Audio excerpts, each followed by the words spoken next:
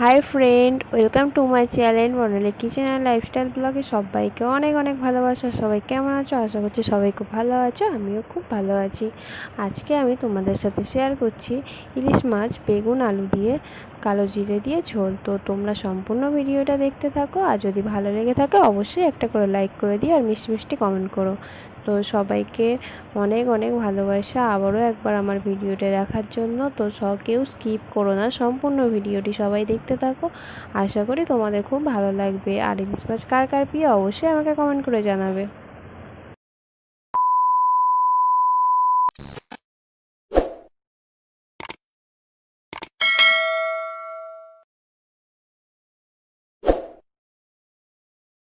দেখো ইলিশ মাছগুলোকে এবারে ভালো করে কেটে নেবে। তো চলো, দেখো কেটে নিয়েছে, কেটে নুন হলুদ মাখিয়ে নিয়েছে।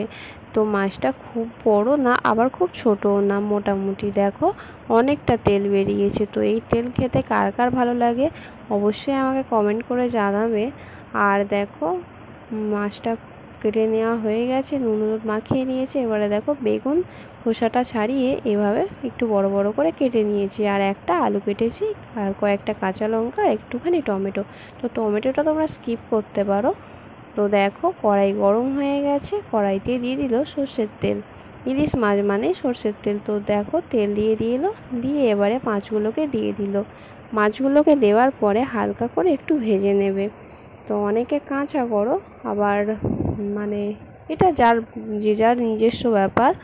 তো আমার কাঁচা খুব একটা ভালো লাগে না, সেই জন্য ইলিশ মাছ রান্না হলেই আমাদের হালকা করে ভেজে নিয়েই রান্না হয়। ইলিশ মাছ বাঙালির সবারই প্রিয়, আর আমারও ভীষণ ভালো লাগে। তো দেখো সব মাছগুলোকে দিয়ে দিয়েছে, এবারে মাছগুলো ভাজতে থাকুক, তোমরা ভিডিওটা দেখতে থাকো, কেউ স্কিপ করো না। আর ভিডিওটা খুব একটা বড় না, খুবই ছোট্ট ভিডিও, তোমরা কেউ স্কিপ করো না, সবার কাছে একটাই অনুরোধ। তো চলো তোমরা দেখতে থাকো।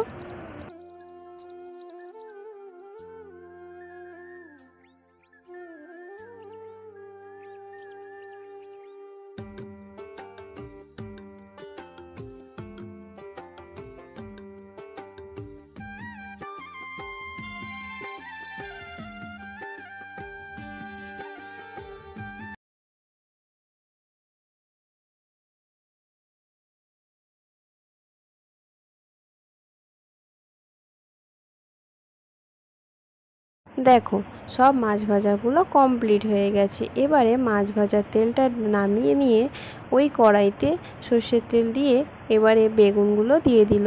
বেগুনগুলোকে একটু ভেজে তুলে নেবে। তো বেগুনগুলোকে ভালো করে ভেজে নেবে, তার জন্য দিয়ে দিল পরিমাণ মতো লবণ। লবণ দিয়ে এবারে বেগুনটাকে ভালো করে ভেজে তুলে নেবে। তো তোমরা যদি এভাবে বানিয়ে না থাকো অবশ্যই একবার এভাবে ট্রাই করো। আর ইলিশ মাছ তেমনভাবেই করো, তার সবসময় টেস্ট খুবই ভালো হয়। তো দেখো বেগুনগুলো লাল লাল করে ভাজা হয়ে গেছে, এবারে বেগুনগুলো তুলে নিল। বেগুনগুলো তুলে নেওয়ার পর কড়াইতে দিয়ে দিল কালো জিরে। তো কালো জিরে দিয়ে আলুগুলোকে দিয়ে দিল। দেখো কালো জিরে দেওয়ার পরে কড়াইতে কেটে রাখা আলুগুলো দিয়ে দিল। এবারে একটু ভালো করে ভেজে নেবে। তো ভাজতে ভাজতে এবারে চেরা কাঁচা লঙ্কাগুলো দিয়ে দিল। এবারে সব কিছু খুব ভালো করে একটু ভেজে নেবে।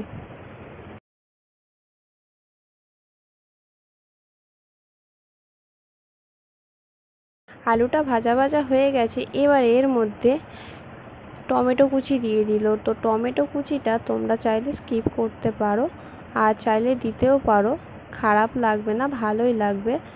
তো দেখো এবারে এর মধ্যে পরিমাণ মতো লবণ দিয়ে দিল, দিয়ে এবারে খুব ভালো করে একটু ভেজে নিয়ে এবারে এর মধ্যে হাফ চামচ হলুদ গুঁড়ো আর হাফ চামচের একটু কম লঙ্কার গুঁড়ো দিয়ে দিল, দিয়ে এবারে ভালো করে একটু কষিয়ে নেবে। ইলিশ মাছ এমনই একটা মাছ যেটা করতে কোনো ঝামেলা নেই, আর খুবই তাড়াতাড়ি হয়ে যায়। দেখো এবার পরিমাণ মতো জল দিয়ে দিল। তো জলটা একটু বেশিই দিল, যাতে আলুটা সিদ্ধ হবার একটু ঝোল থাকবে এই কারণে। তো এবারে ঢাকা দিয়ে দেবে। কিছুক্ষণ পর দেখো ঢাকাটা খুলে নিয়ে ভেজে রাখা বেগুনগুলো ঝোলের মধ্যে দিয়ে দিল। তো তো ভেজে রাখা বেগুনগুলো দিয়ে একটু ভালো করে নাড়িয়ে নিল, নিয়ে এবারে ঝোলের মধ্যে দিয়ে দেবে ভেজে রাখা মাছগুলো। তো দেখো ঝোলটা ফুটে গেছে ভালো, ভেজে রাখা মাছগুলো এবারে ঝোলের মধ্যে দিয়ে দিল।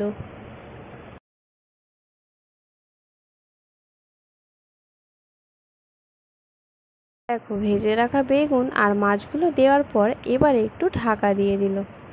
আবারও কিছুক্ষণ পর ঢাকাটা খুলে নিয়ে একটু নাড়িয়ে নিল। দেখো রেডি হয়ে গেছে, আলুও সিদ্ধ হয়ে গেছে, ঝোলটাও অনেকটা কমে গেছে।